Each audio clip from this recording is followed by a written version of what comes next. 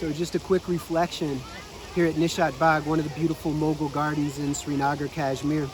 A little reflection on the day. So today has been a bit of a rushed day.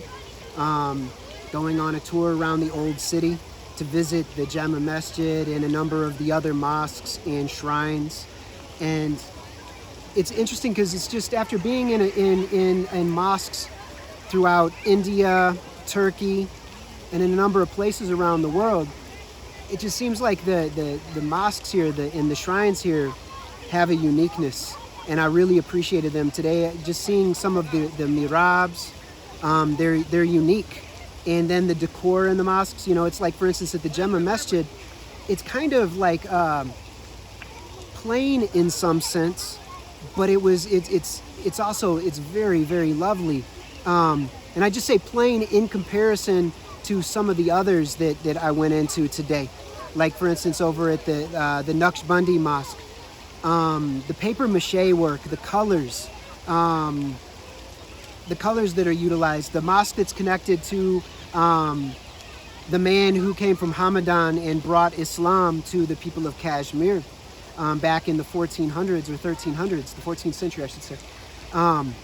Just the decor is so colorful, so vibrant, so lovely and complex.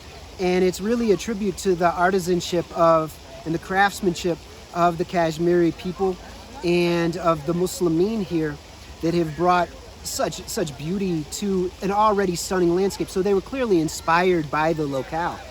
You know, I mean, like just the mountains, the lake, and the nature.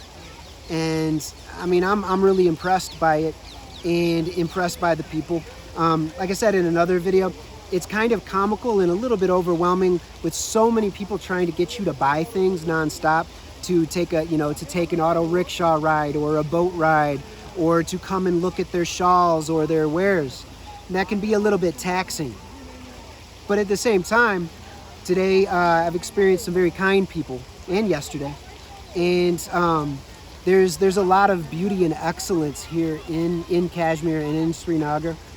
And I would certainly come back if I had the chance. And if I do, then inshallah I'd like to spend a longer period of time exploring and getting to know the lands, the landscape, and the people.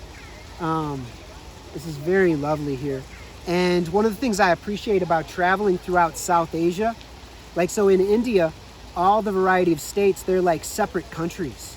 And they have so many unique aspects to them. You know, Kashmir is very unique from Jammu, and it's very unique from Ladakh. And so, I mean, there are some connections and continuity, but I just really appreciate how unique things are here. And you can also tell from the colors and the designs here that there were some very, very deep contemplations occurring in the people. Like, people in the Kashmir region, from my understanding, have been practicing a variety of contemplation techniques since very ancient times. Types of mantra, types of focus on the breath, samatha, shamatha, vipassana, focusing on observing change in the outer and the inner realms, and then later the dhikr practices of the Sufis, and then not to neglect that this was also a place of sacred herbs. And you can see it in the designs, in the colors, in the shapes that are utilized in the work, that people were utilizing plants of contemplation and techniques of contemplation. So this is something worth considering, something worth looking into. I would love, if, you know, on a future visit here, I would like to meet with people who are, like more knowledgeable about the history and the culture of the locale in its diverse forms. You know, like the Muslim aspects, the Sufi aspects, but also going back to the Shaivite and the Buddhist aspects, and all the variety of groups that came into these lands and contributed in a variety of ways. Because this is one of the most interesting places in all of South Asia, and maybe one of the most interesting places that I've visited in my many travels. And it's only a shame that I have such a limited amount of time and money to spend here, because this could be a place that would be easy to spend a month or more, no problem. I wouldn't hesitate to do that.